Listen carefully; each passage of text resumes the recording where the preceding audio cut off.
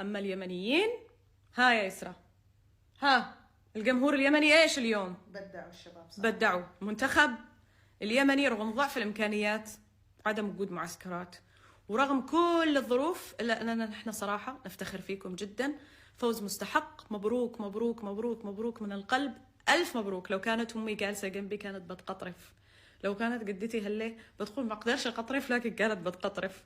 ألف ألف مبروك لكل الشعب اليمني، فوز مستحق وتستاهلوا الفرحة من بعد هذا التعب.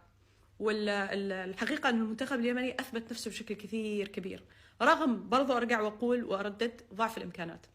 جمهوري أهلي ومحبيني واللي أحبهم كثير في البحرين، هارد لك. وإن شاء الله أنا أعتقد يعني على حسب درايتي البسيطة أنه البحرين أيضا تأهل، فإن شاء الله يا رب الفوز في القادم.